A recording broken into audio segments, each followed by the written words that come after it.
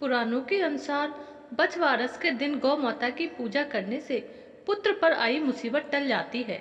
इस दिन पुत्रवती स्त्रियां अपने पुत्र की लंबी आयु के लिए बछवारस का व्रत रखती हैं और बछड़े वाली गाय की पूजा करती हैं। इस दिन चाकू से काटी गई वस्तुएं और गाय के दूध से बने सामान को खाना निषेध माना जाता है। चलिए सुनते हैं बछवारस से जुड़ी कथा। एक मान्यता के अनुसार प्राचीन समय में एक गांव में एक सास और बहू रहती थी।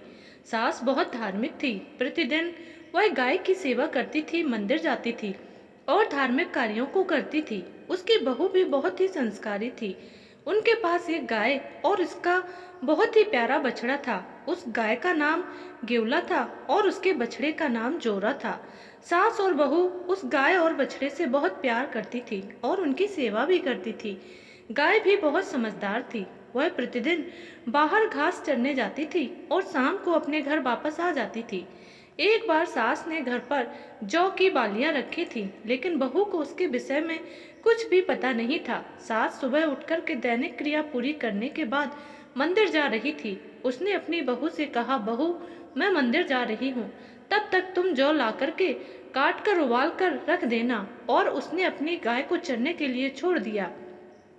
बहू को घर पर रखे जौ के विषय में कुछ जानकारी नहीं थी। उसको अपनी सास की बात सुनकर ऐसा लगा कि उसकी सास ने उसे जौरा यानी कि गाय के बछड़े को काट कर उबालने के लिए कहा है। यह क्या कह दिया। लेकिन वह यह भी सोच रही थी, अगर मैं यह बात नहीं मानूंगी तो सास का अपमान होगा, और अगर मैं उनकी बात मानती हूँ तो गाय के बछड़े की निर्मम हत्या मुझे करनी होगी।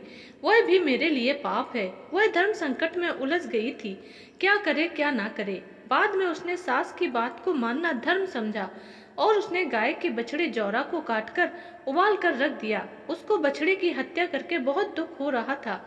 बहू बस रोए जा रही थी। जब उसकी सास घर वापस आई तो घर का नजारा देखकर आश्चर्यचकित हो गई, क्योंकि घर में खून ही खून था और उसकी बहू रोए जा रही थी। तब उसने अपनी बहू से पूछा कि यह खून कहाँ से आया। तब उसकी बहू ने कहा कि आपकी आज्ञा अनुसार जौरा को काट कर उबाल कर रख दिया है और यह खून उसी का है। तब सास ने कहा कि मैंने तुम्हें घर में रखे जौ को काटकर उबालने के लिए कहा था, ना कि बछड़े जौरा को काटकर उबालने के लिए कहा था। यह सुनकर बहू अपनी सुध बुध खो बैठी और जोर जोर से रोने लगी। उसकी सास भी बहुत दुखी हुई। तब सास ने बहुत हिम्मत करके अपनी बहू को संभाला और अपनी बहू को इष्ट देव के मंदिर ले गई। मंदिर में खड़ी होकर अपने दोनों हाथ जोड़कर इष्ट देव से प्रार्थना करने लगी, मैं आपसे क्षमा मांगती हूँ। सास ने कहा, प्रभु, मैंने सदा ही आपका ध्यान किया है, सच्चे मन से आपकी सेवा की है, हमेशा धर्म का पालन किया है। यदि मेरी बहू ने यह काम जानबूझकर किया है तो उसे सजा दीजिए, और अगर यह भूल से हो गया है तो इसे क्षमा कर दीजिए और उस बछड़े को जीवित कर दीजिए। उस मंदिर में ध्यान करते करते शाम हो गई तो उन दोनों को लगा कि अब उनकी गाय घास चरकर वापस आ गई होगी। वह बच्चे को जीवित ना पाकर क्या करेगी।